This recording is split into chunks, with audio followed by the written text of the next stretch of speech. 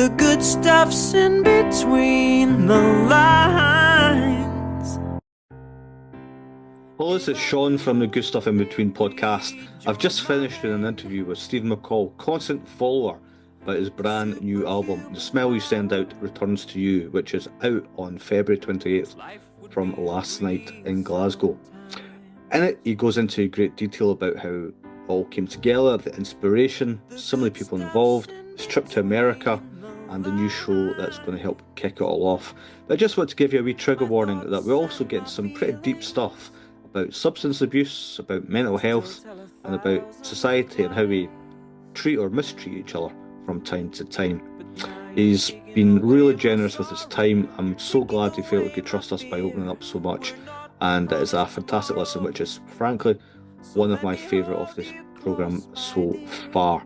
You can find it at the usual place, Good Stuff In Between, on Spotify or wherever you get your podcasts. Hope you enjoy it half as much as I do, but most importantly, get the pre-order in. The Smell You Send Out returns to you, which is out on the 28th of February. Enjoy. So hello and welcome to what is remarkably episode 19 of the Good Stuff In Between podcast. The podcast that speaks to those who are already in the music industry to try and get some advice and experience for those who are currently making their own way in the business. I'm your host, Sean Milne, and for today's show, I'm very, very pleased to welcome someone who's not only emerged as one of Scotland's most exciting artists and songwriters, but a first for us, a soaring ambient dream pop experimental folk artist, none other than Stephen McAll from Constant Follower. How are you? I'm doing good, Sean. Thank you. What an introduction. Thank you very much for having me. That's a bit of a mouthful, that soaring ambient dream, blah, blah, blah. You know, how did that come around? Is it just a sense, a feeling that you have that was a bit of everything? People have tried to pigeonhole us, and people have tried to say what it is, and it's all sorts, man. It's from we get slowcore a lot, we get folk, we get indie folk sometimes for some of the music. It's impossible to categorize what we're doing for some reason. I don't know why, but so we got fed up trying to explain, and as he says, listen, it's soaring ambient dream pop experimental folk music from Scotland. That's what it is, and that kind of grabs it a wee bit. It's like trying to explain what Sigur Rós or someone like this is doing. And I think we're in that same boat where it's actually pretty hard to pin it down with one word. So that just felt right, and it kind of stuck, and people like it. Isn't that the beauty of music, though? It can be whatever you want it to be. Well, everyone, I was thinking deeply about that a few years ago. Do we all hear the same? Are we hearing? It's like with colours. Are we seeing colours? They say, does everyone see green as green? And then what's colour blindness, and how does that affect? I think, is there something similar with music? Is there like, does everyone hear music the same way? I we would never know. But yeah, it's weird. It's weird that the whole categorization thing's pretty weird, But then you've got some music that's very easily put into a pigeonhole, haven't you? Something that, oh no, well that's definitely indie folk, or that's definitely whatever. Yeah, I don't know. I also think it depends on the listener's mood as well, because I've been, playing your stuff for the last few days just to get my head into it all. And sometimes I'm feeling quite chilled, sometimes I'm feeling quite inspired, sometimes I'm feeling quite melancholy. It depends what's going on in the day, and there's real artistry to being able to deliver that, I would imagine. Well, it's all by chance, really, I guess, or not chance. It's all. I know what you mean. I listen to my music more than I listen to anything else, and it's not checking it to see if there's errors or anything. I've got to the stage now with the new album where I can listen to it as a listener, rather than the creator. And it seems to me that for reasons unknown, I'm making music for myself to listen to, stuff that I need to hear, stuff that kind of helps me and heals me. Because quite often I just won't know what music, I'll be in a mood that I won't know what to put on other than my own stuff. And that somehow I find that extremely soothing. And but yeah, it's funny how I know exactly what you mean. Sometimes you listen to there's different on the album. There's definitely different kind of moods. There's things that when I listen to it, it fills me with this kind of energy and excitement and sort of that I want to go out and shout about it. And then there's other tunes that sort of bring me right back down again and feel very, very small.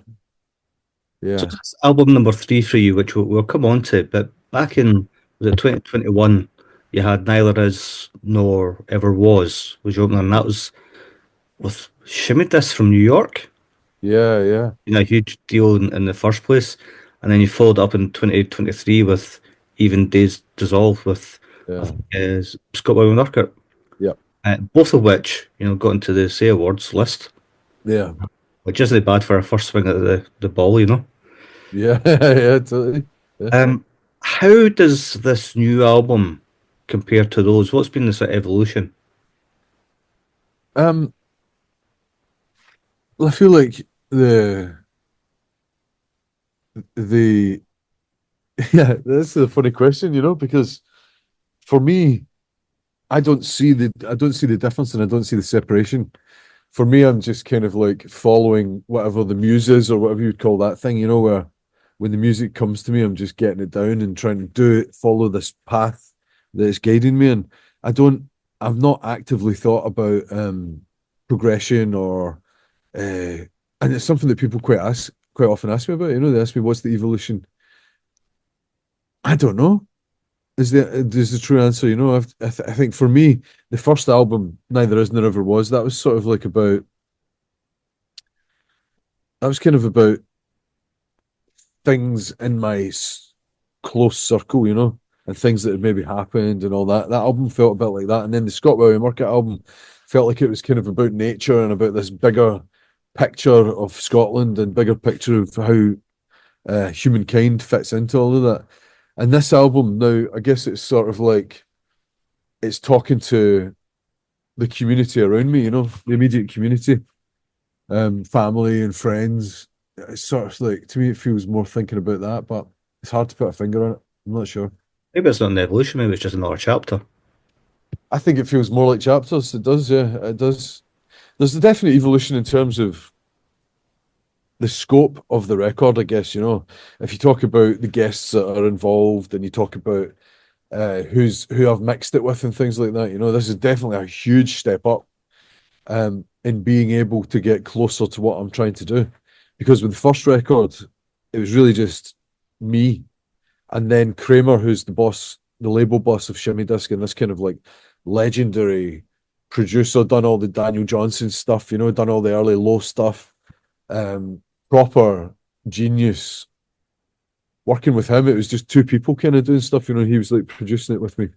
But then when we move on to this album, it is much bigger. There's a lot like Dan Duzinski from a band called Loma, from a band called Loma, who are on Sub Pop.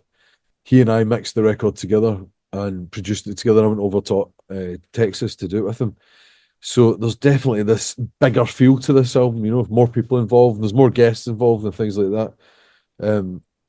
It does feel bigger to me, but it also feels more open. Well, it's called The Smile We Send Out Returns to You. Aye. How was it being in the States together? Was that like a new experience? How was it being in the States? What, sorry? How was it in the States putting it all together? I was very, it was beautiful because I'm not a musician.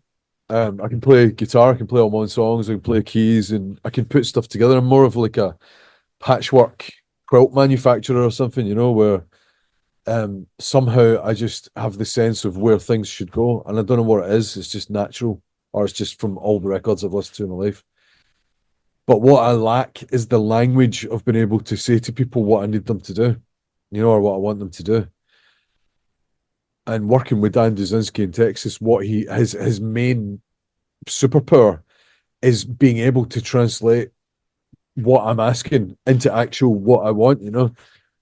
So working with him was just absolutely wonderful because we would get to, I would say, oh, can we try and do this, like that? And he would just be able to do it. And then he would have these amazing ideas about, oh, why don't we add this like synth thing coming down?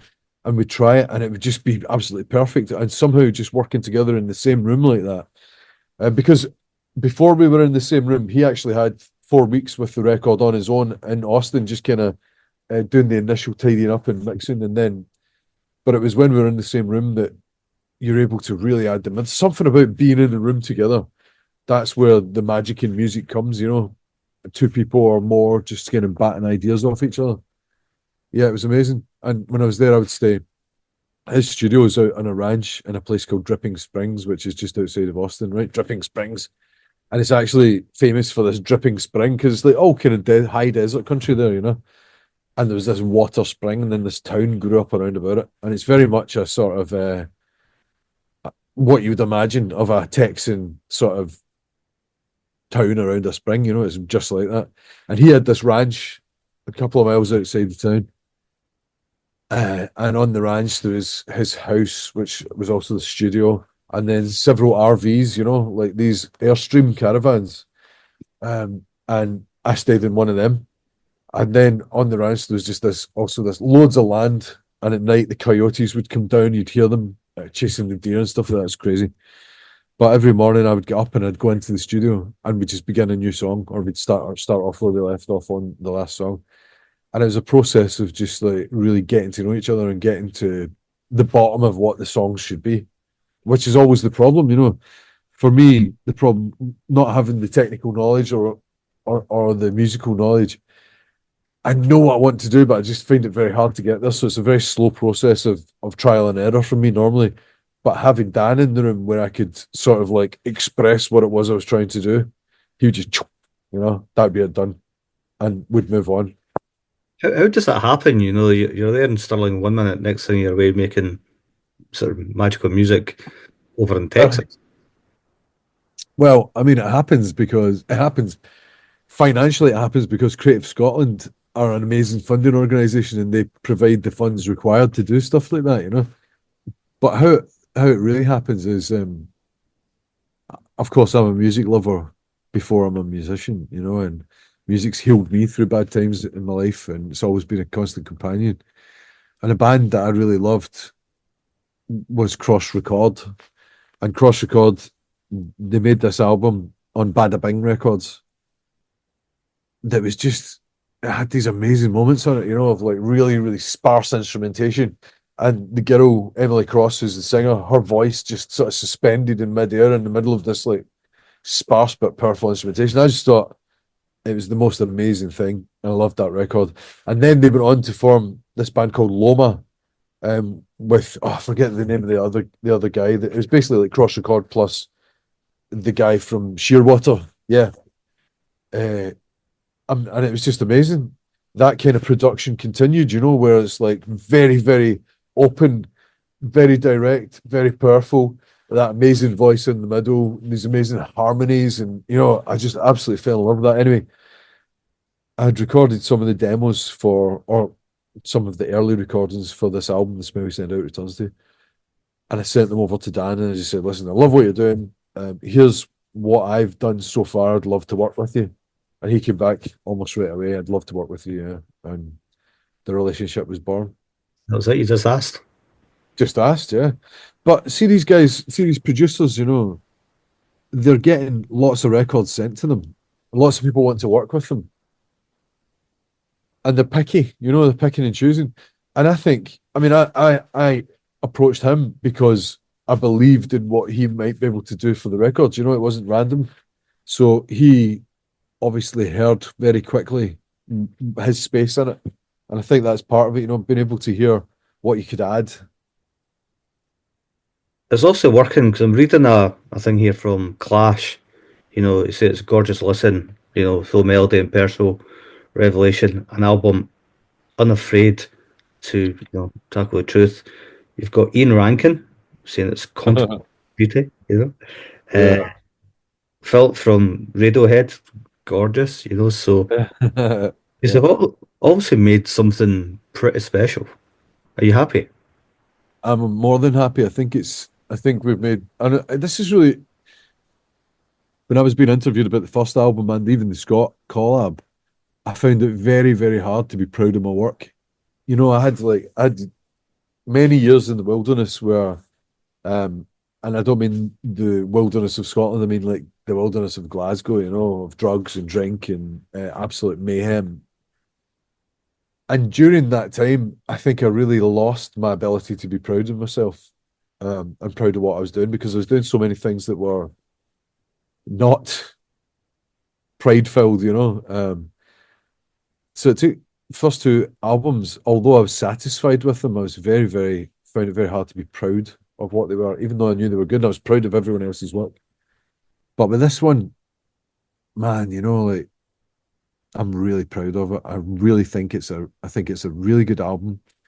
I think with all of the collaborations, the people that added things are just perfect. I think Dan and we managed to get to the bottom, get to the truth of what I was trying to do with these songs.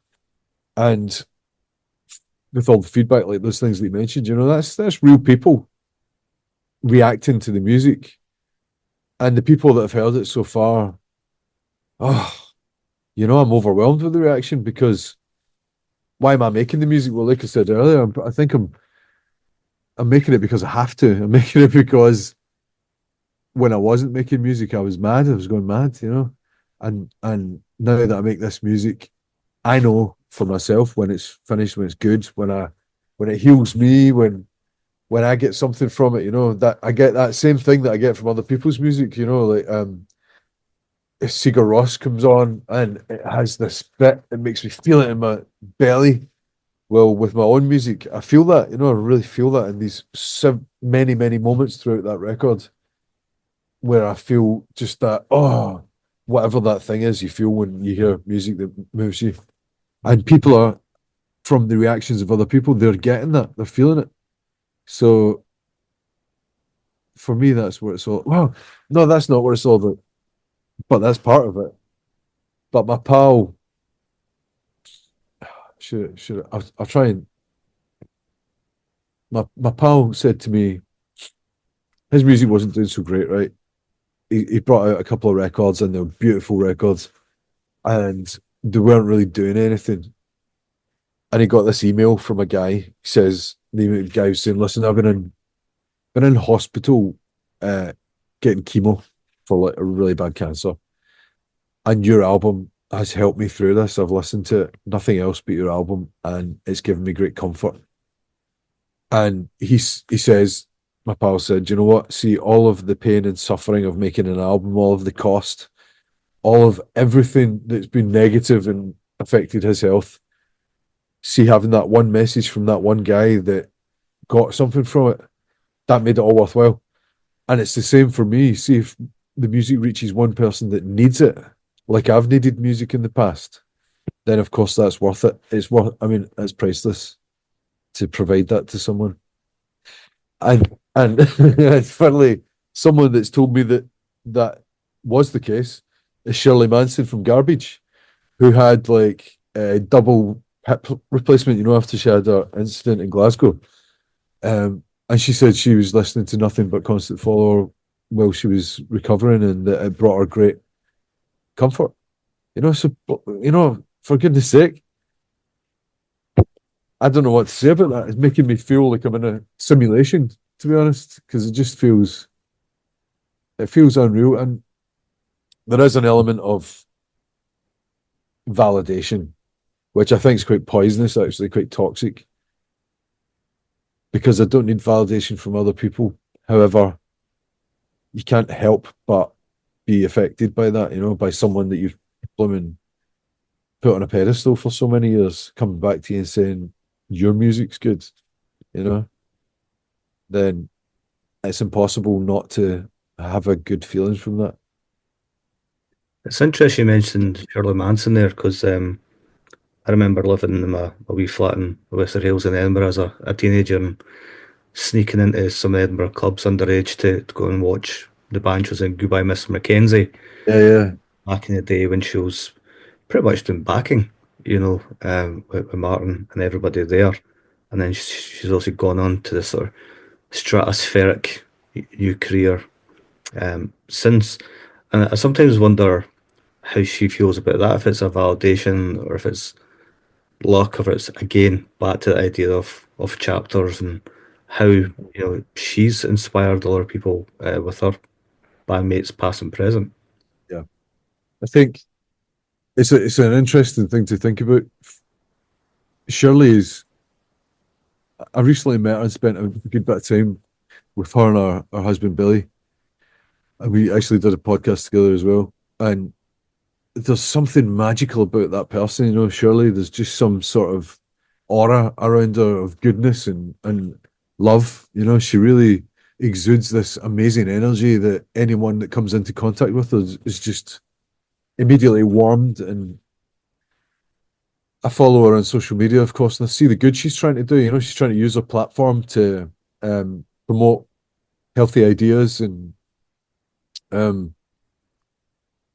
I've never met someone that's so down to earth. You know, she's got all of this fame and no doubt some fortune from the work that she's doing, yet she's just so ordinary. You know, so I wonder where the validation comes from her, or if it matters. I don't think it does. I think from the way that Shirley was talking about her music, she's also just following the muse. You know, she's just writing what comes out. And I think, I don't know, she's not for a second did she seem to be concerned about where the records were in the charts or any of that sort of validation stuff that you would expect from people at that level, or that I thought was maybe important to people at that level. But yeah, no, it'd be an interesting conversation to have with Shirley. Well, if she ever wants to come on. Yeah. Yeah. But yeah, It's also partly about telling stories as well, and you know, people who are familiar with your music and the band and shows, etc. Will probably know lots of your history. And I don't always like retreading old ground, but you know, somehow you just can't avoid it with some of the songs that you've produced. You know, it's part of your narrative, your life story as well. Because you know, back when you're a teenager, you know, you got jumped. You know, it had a lasting effect on your life in terms of injuries and your road back. Were you interested in music before that, or has that just gone on to define what you've done? I don't remember before that, but I know what was going on. I know that I was playing guitars, I was recording some demos. I mean, I grew up in a house full of music. You know, my mum's a musician. She's still a musician. She's playing in a mandolin orchestra. But she was like Beatles, Kinks. You know, she used to dance for the Kinks at one point. I can't remember. I don't know what the story was, but you know, she's like one of the not a go-go dancer, but one of them on a podium, dead musical. You know, and my dad loved music as well, so I obviously grew up surrounded by music for sure. Is it just vinyls everywhere, the radio always on, that kind of thing? Exactly, you know, exactly. And I remember it's funny because although all my memories were wiped, I've had this treatment since called EMDR, and little bits of memory are coming back, you know. And I do have this one sort of snippet, a review of the Beatles Blue album sitting beside the record player, and I remember listening to that. I've just got the tiniest little snippet, but I'm sure that was what it was, and I know that's where my musical know-how comes from. You know, it comes from my mother for sure. But I was never. It's funny because it never occurred. You know, even though it was a musical household, it never occurred to me that I would be a musician or that I would make an album or that I would. After the attack, this is, you know, all through school that was left. I guess it was only 1 year left of school or whatever. I never for a second would have considered being a musician as a job. I think my dad would have keeled over if I'd suggested it. It was just that with the way that we grew up, we were sort of like encouraged to have a proper job, you know. My dad was big in social work, and that's kind of how I ended up there, was sort of encouragement from him, which was probably the worst kind of job that I could have done, you know. Just from the point of view that I was so broken myself and so absolutely lost, you know. I was pretty much living with psychosis, post-head injury psychosis for for the longest time. And yeah, I was working with adults with learning difficulties. And I was never bad at my job, but I'm thinking a lot of the time I was thinking, it's probably me that should be in this sensory room getting looked after, and at the weekends and evenings I was misusing alcohol to cope and drugs, and Were you doing that yourself, or were you with people? What was the kind of circumstance? with the drugs and alcohol. It was very much a solitary thing it was coping, it was coping. And it started in school actually when I went back to school I was off for a long time after the attack. And then I went back to school, my face was all paralyzed down one side and all that, and my head had pretty much just turned inside out. I couldn't, my eyes didn't work, so everything was as if I was on acid. Everything was moving, and I fully believed that I was either dead or I was in this kind of imaginary world, or I had seen beyond the veil, where I was thinking everything only existed where I could see it, and as soon as I couldn't see it, it stopped existing, kind of thing. I had these really weird ideas. So I started in school, I started taking ecstasy every day at school and going in and taking ecstasy. I did my English exam full of ecstasy and got a B in my higher, but failed in everything else because I couldn't, for a long time, I just couldn't read anything, couldn't make sense of anything. I could read the words, I could read it out loud to you, but I couldn't make sense of what it was saying. I couldn't take in any information. I couldn't understand what people were saying to me because I couldn't really remember the start of the conversation. So I just ended up disappearing into this sort of like bubble of drugs where I felt better about it all. And then, of course, I stopped going to school. And then there was several years where I did nothing except just trying to cope. It's all, every time I talk about it, I think I talk about it differently because for me, there's no definite timeline. I can't remember it. I can just remember like snippets of this thing, and so yeah, for me, it must sound for anyone that follows several times of me talking about it, it must sound like I'm talking about different things altogether. But yeah, it's all a bit of a mush, and none of it good. It's curious for me because on the new album, Patient Has Own Supply, Yeah. as the thing goes well. And, I actually watched the video for that the first time today. Okay. And no, it's a marvelous piece of work by, I think is it Martin J. Pickering, Art J. Pickering. Yeah. Yeah. the director, and the folk who are in it as well. And um, it started off for me. I just felt it wasn't so much fear as terror and kind of helplessness. Yeah. And I wondered if that was all the director, or if you'd helped inform that video. Martin and I grew up together. Right. He's from East Kilbride, where I grew up. He lived in the street next to me. And I think when we were about 4 or 5, this is all stuff that I've been told. I think when we were about 4 or 5, my dad went round to his door, and it was a day where it was absolutely pouring with rain. And he knocked on the door, and he said, do you want to come out puddle jumping with us? So his dad and Martin and his brother Mark, who's around about the same age, we all went out puddle jumping in East Kilbride. And from that moment, we kind of just made this friendship. So Martin, he's made a few videos for me. And whenever he hears the music, I don't tell him to do anything, but when he hears the music, he just responds. And he has this deep knowledge of me. He has a deep knowledge of me as a child that I don't have, which is kind of unusual because he remembers me, of course. So the videos that he makes, they tap into something that only he is able to sort of embody, it's quite weird. And that video, I mean, the songs, Patient Has Own Supply, is definitely my most personal, most obvious song, really, that I've written because it's about something. All the other songs are not about something. They're just kind of like these streams of consciousness kind of songs. But this one, it came out about this event. Now, I can talk about it if you want me to, but I mean, I'll talk about it briefly.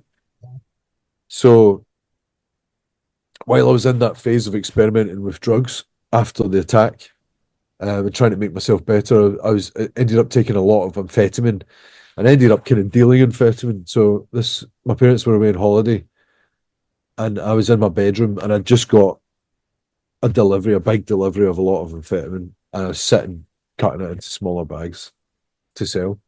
Anyway, I woke up, and many hours had passed. I woke up with my face in it, and my heart just sort of like stopping and then beating dunk, dunk, dunk, dunk, dunk, dunk, and then nothing for ages, and then terrible chest pain. So I ran down to the bathroom and I looked in the mirror, and there was just like amphetamine running out of my eyes and running out my nose and all over my face. And my heart was doing that thing, and I jumped in my mum's car and drove it to Hairmyres Hospital. And I went in and told them, listen, I've taken a huge amount of amphetamine in my heart, blah, blah, blah. And they took me in and hooked me up to the machine. And immediately from that moment, they started treating me really badly. Sort of like, could be tough love kind of idea, but it was just, you've put yourself in this position, you're taking up a bed, someone else could be getting helped when you're here, it's very much that sort of attitude.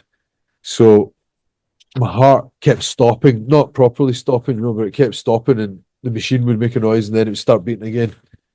And all of that, doctors around me ignoring me, completely ignoring me, nobody telling me, don't worry, you're going to be all right. Just people talking to each other above me and ignoring me completely, like they'd told each other to ignore me.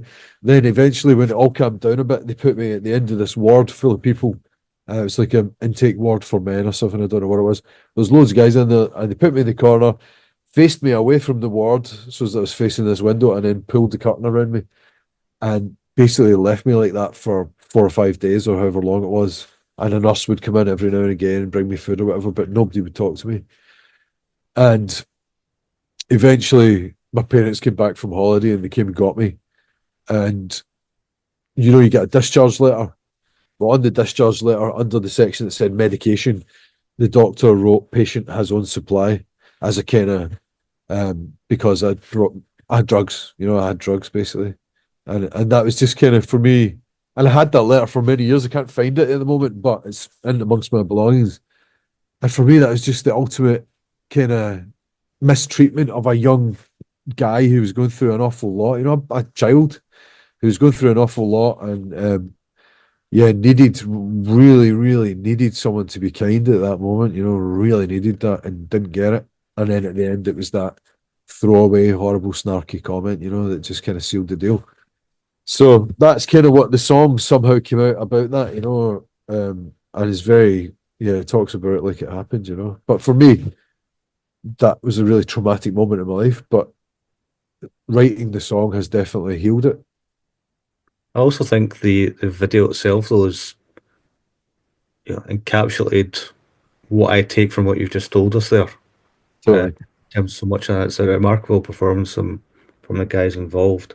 Yeah, the young Jack, the actor, he's really fantastic. He's something else in it, and it's very weird because I see myself, when I watch it. It's really weird. I connect, and it's quite a hard watch actually because it was terror and horror for me, alone. And although I wasn't screaming like this, I was screaming inside, and a child, Where did it go from, this period of drugs and Blur to moving on? I think there was a good decade of drugs and all of that, and then there was a decade of, I don't even know if it was this long, but then there was this sort of healing period, where I met I met my partner Kathleen that I'm with, Kessie, who's also in the band. She's a singer in the band. She's got the most amazing voice. And she helped me to come off the drugs. She helped me to. I spent a lot of time. My parents are living in the west coast of Scotland, and I spent a lot of time there, like just being away from the badness of Glasgow. I mean, Glasgow's amazing, but the circle of friends that I was with. When you say West Coast, you're talking like islands or? Round about the Kyles of Butte, so Argyll, and spent so much time there in the wilderness, on the beaches, you know, and the sideways rain on wet days and all of that. Recovering and actually learning how to sort of take in information again, learning how to read, which sounds crazy because I could read, but I couldn't understand it, you know. So it was like learning to do that again. And then eventually, because I was reading the poetry of Norman McCaig, who's like this hero of mine, and my English teacher had given me a couple of his books, and that's what I realized I could read. You know, I could just like make sense of that because it's. Anyway, I started learning, teaching myself again how to actually process information and understand and keep a wee bit of information. And then from doing that, some poems came to me. And then from the poems came the songs. The first song I ever finished, I ever wrote, was this song called Happy Birthdays. And it's on the album. It's on this new album. And Kurd, the guitarist, and I, it was the first song we played together. I sent it to him. We met at a party and when I moved to Stirling and while I was in the process of sort of healing and being with Kathleen Casey, I met Kurd at this party and he was like, "Oh, I'm a guitarist." I said, "Oh, I'm starting to write songs. I'm looking for someone to do stuff with." So I sent him Happy Birthdays, and that evening came back basically the guitar that's on this final record version. You know, just absolutely blew me away. It was exactly the person that I needed to work with. You know, and we worked on a few more songs. But Happy Birthdays was this song that somehow was very hard to record, a version that portrayed what we were trying to get across. I play it live quite a lot, and What's it about? it's about, well, I don't know. Oh yeah, okay, no, I'm just trying to remember the lyrics. Okay, I know exactly what it's about. So it's about my daughter. If, if part of my recovery was leaving the relationship that I was in with this person who I had my daughter with. We weren't getting on, and it was really difficult, you know. And so I have the shared care of my daughter. My daughter's on all the albums as well, I think, my eldest. But we had this shared care. So she would come to Stirling every weekend and she would go away. And when she would go away, I would experience this terrible bereavement every time. And it's really hard to explain to someone who's not went through it because you'd think it wouldn't be that strong, but for some reason it was so strong. And I would go around the house and her stuff would be everywhere, and I'd just be distraught, you know, and it would throw me back into bad habits, frankly, to cope. And I think that's what the song's about. I think it's about, you know, I stand in your room, all your things around me, the way you left them. It's just about this sort of missing, you know, this that everyone experiences about other things, you know. I think it's been called saudade is the Portuguese word, saudade or something like that. And what it means is this sort of the pain of something not being there, but the beauty of the fact that you're feeling the pain because it's something that you love, you know, or someone that you love. And I think that's what I was experiencing, and that's what I guess what the song's probably about. But it comes across, people think it's about death, but it's not about death, you know, it's about, this sort of pain of missing someone when they're not there, but they're somewhere else. I guess it's about. Performed live quite a lot. It's taken quite a while to make it onto an album then. Yeah, for sure. There's something about it that's just really hard to record.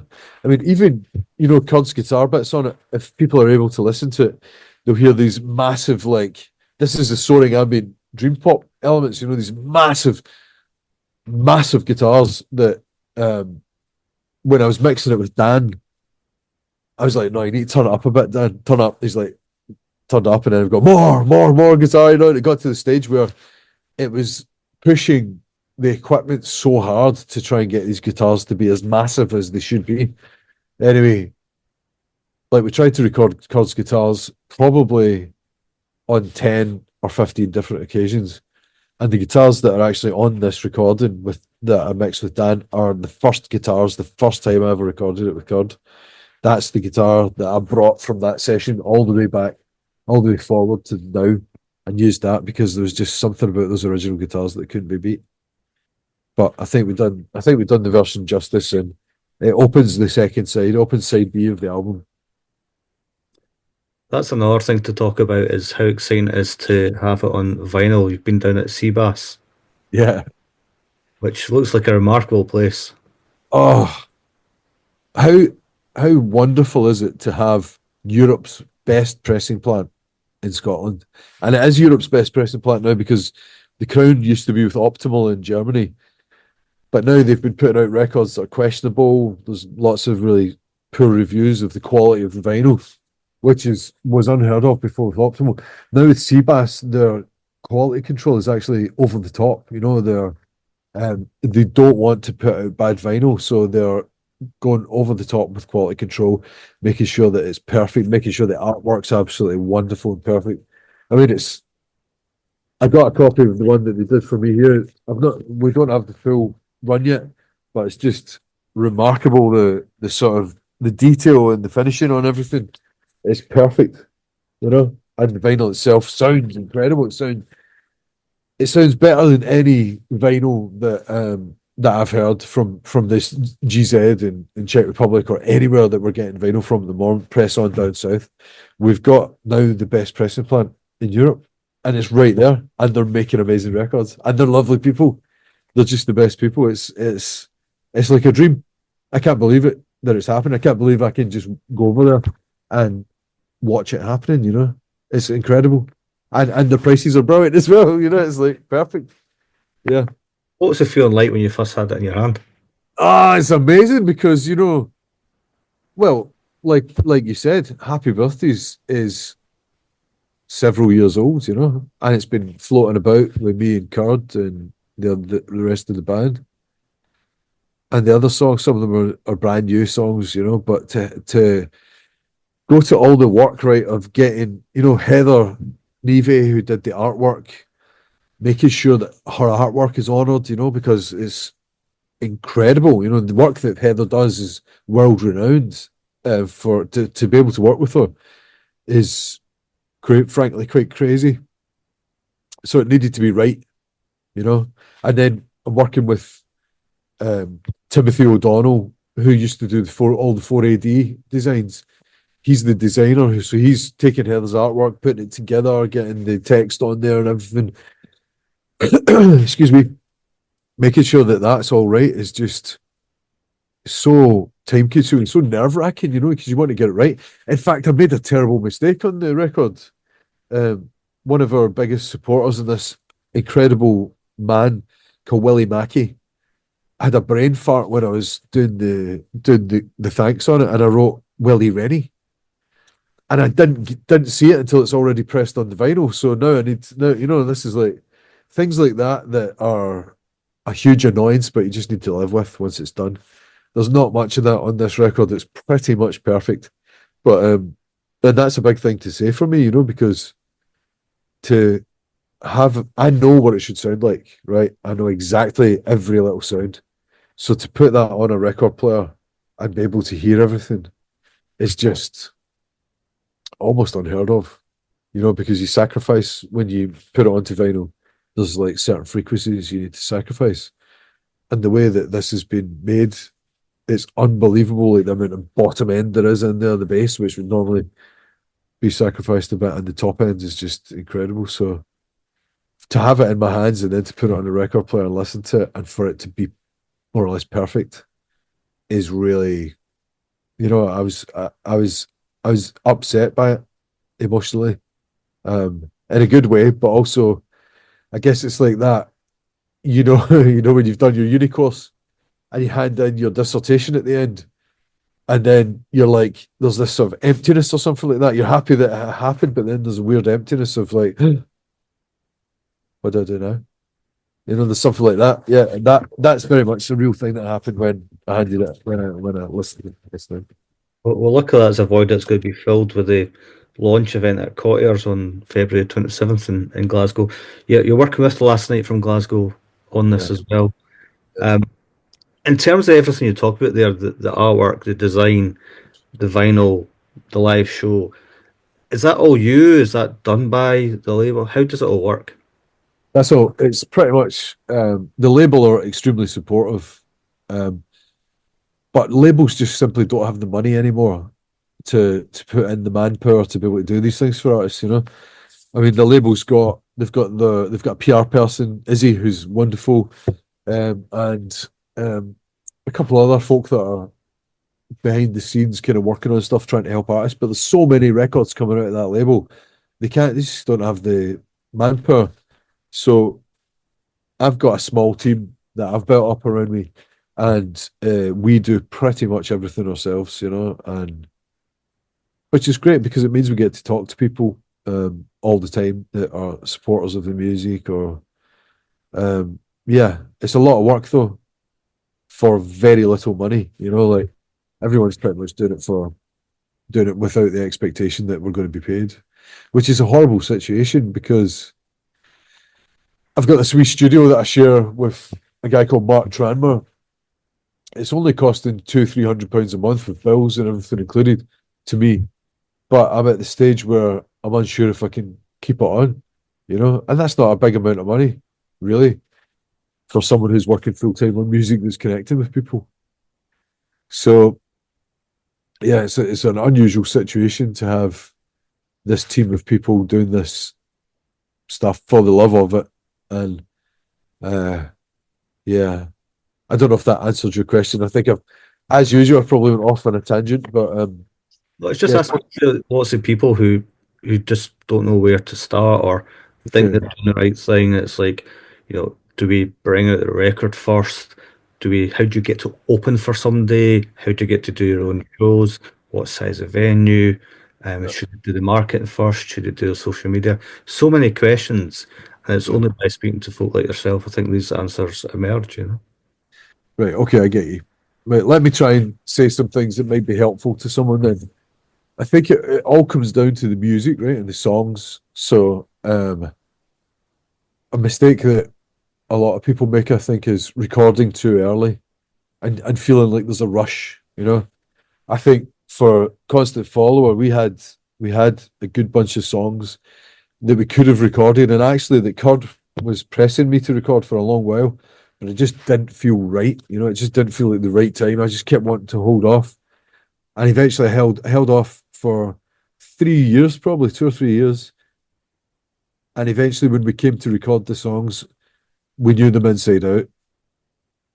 And we were able to record versions that were correct, you know, for what I wanted them to be.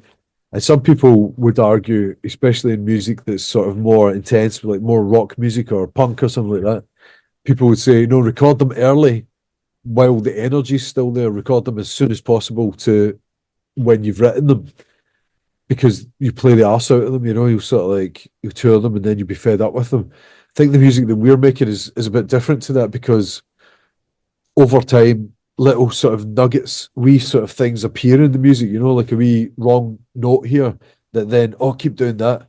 You know, things appear and it becomes this. For me, the best music is like the stuff that Kramer's producing. You can listen to it 100 times, and on the 101st time, you'll hear something new that he's done in there. And for me, that's what I'm trying to do. That's why I'm trying to make this timeless music. That has this stuff in it that you'll never get bored of, you know.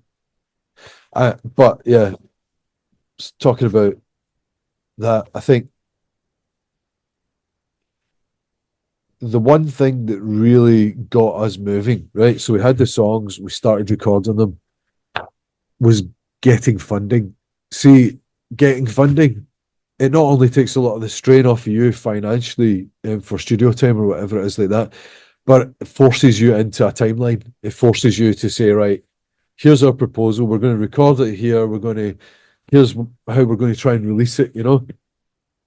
And that was the best thing we did, was apply for funding, get the funding, and that forced us into this timeline. And the important thing with funding, when you're applying for funding for a project like recording project, the two important things are the quality of the music and the route to market.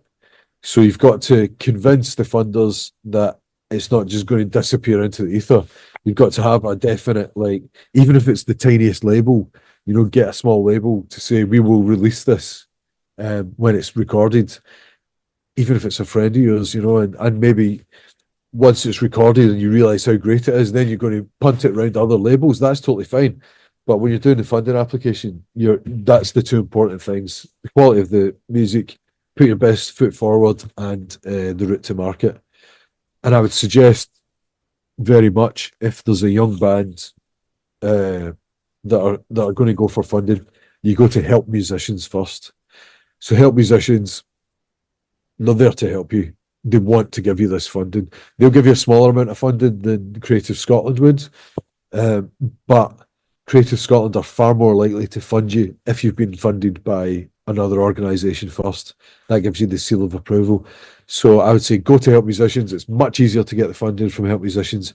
They're there to give you that money. They want to give you that money. Phone them, speak to them. They have online kind of seminar things that explain how to get the funding. And they've got various different streams. I mean, they've got they've got the sort of health and welfare side of it that really helped me. And that was me applying to them saying, listen, I need mental health support, and they paid for me to have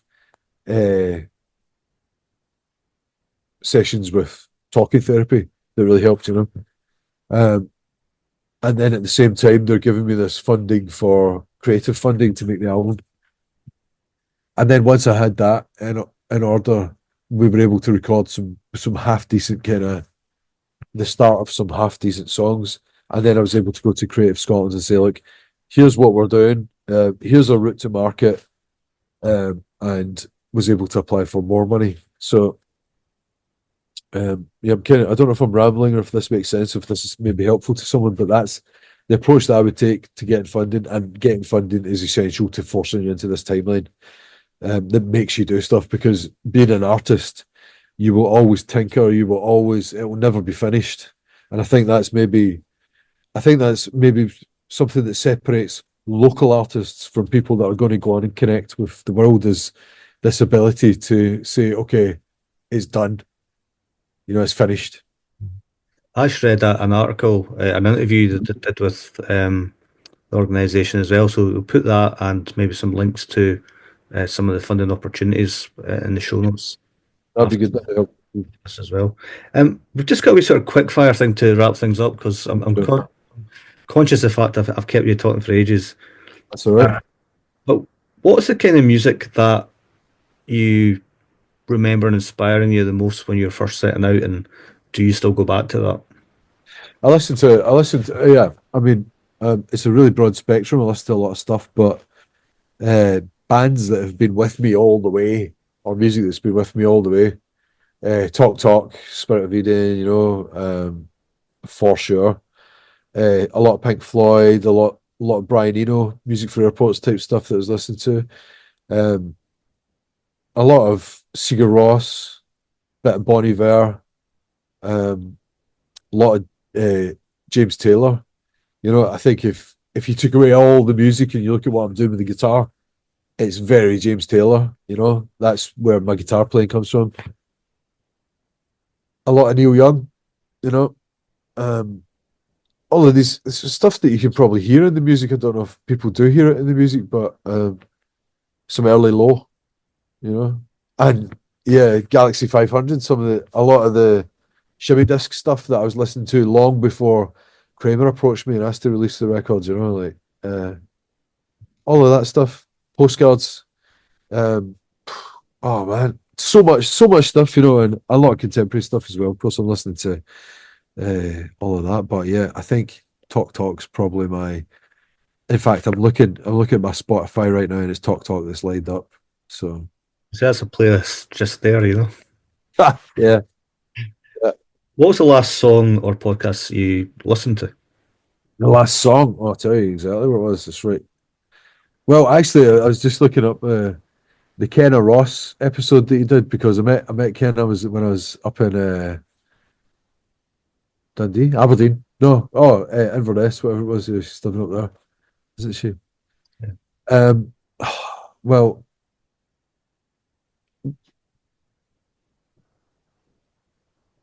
yeah, it was talk, but There you go. Talking lost, not about. The people maybe don't know.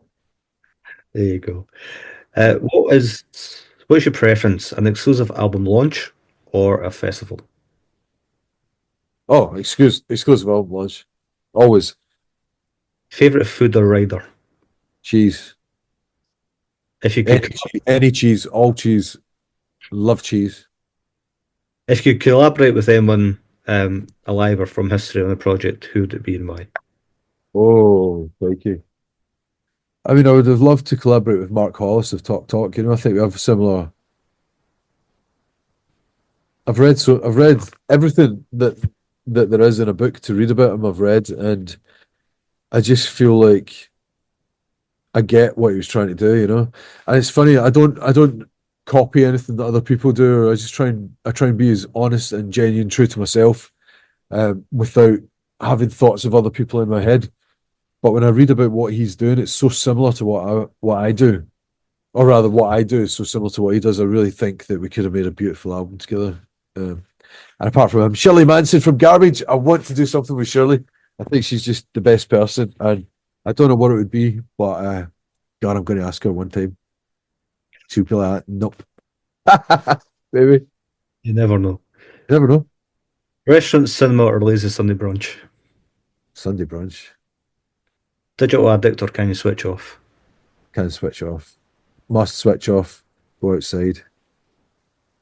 What does life look like after you stop? After I stop music, there is no stopping. I don't have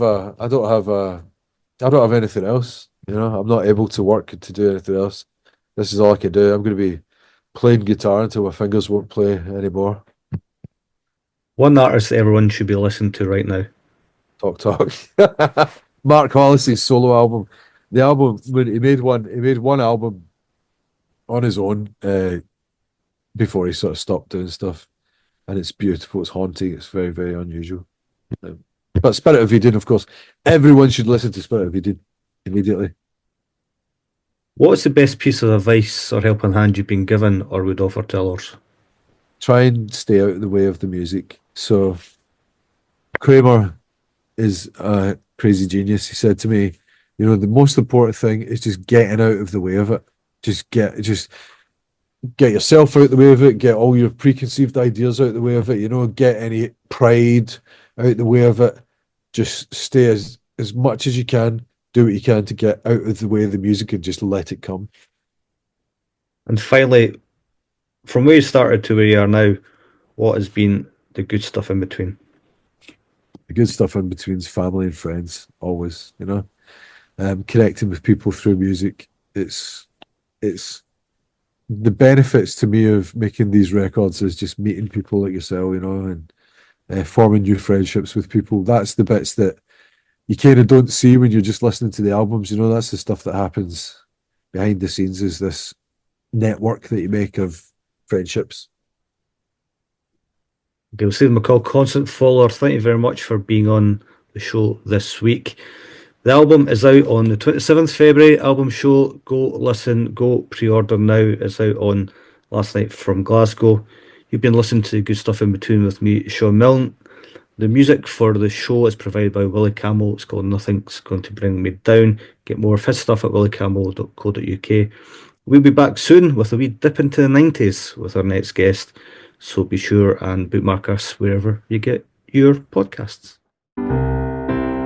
The good stuff's in between the lines.